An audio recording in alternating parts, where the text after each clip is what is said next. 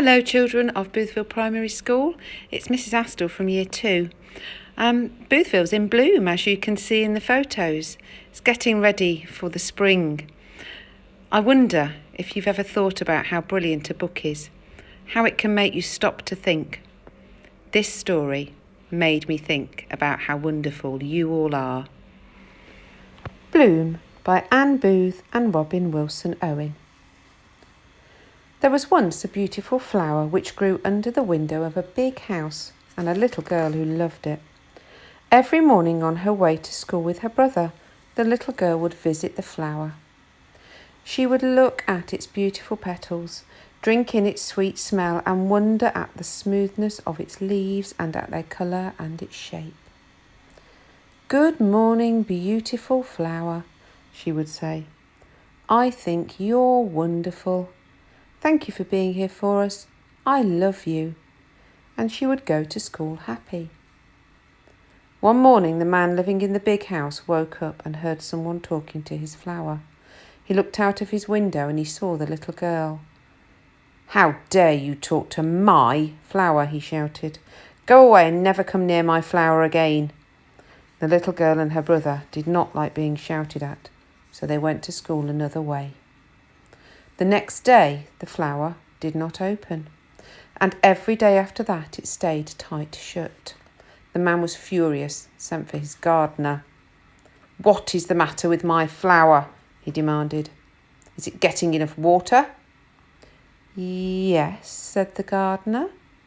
"I water it every morning and evening." "Well, you're obviously not doing it properly," said the man crossly. "I can see I am going to have to do it myself." So every morning he got up and watered the flower, and every evening before he went to bed he watered the flower. Still it refused to open. "Maybe it needs more shade," said the man. "The sun is very hot in the middle of the day." "I have made sure it's got plenty of shade," said the gardener. "Well, you're obviously not doing it properly. I can see I'm just going to have to do it myself," said the man. So every day, when the sun was at its highest, he took his umbrella and shaded the flower, but still it didn't open. He watered it in the morning, shaded it from the sun. He watered it again just before bed. He began to talk to it and tell it how wonderful he was and how lucky it was to be his flower and how important his job was, but it still didn't open. He told it all about his problems, how busy he was, and the fact that nobody liked him. He complained about how his gardener was rubbish, how if he didn't do everything, nothing got done, and how lonely he felt. He ordered it to bloom for him, to cheer him up. The unhappy man called the gardener to join him. "Before you say anything," said the gardener, "I don't know what the matter is. All I know is that flower hasn't opened since you sent that little girl away who passed by every morning." "Well, what did she do that I don't?" he said crossly. "Well, she used to talk to it." "That can't be it," said the man. "I talk to it at morning, at midday and before I go to bed, and what I can say must be much better than anything a little girl could say."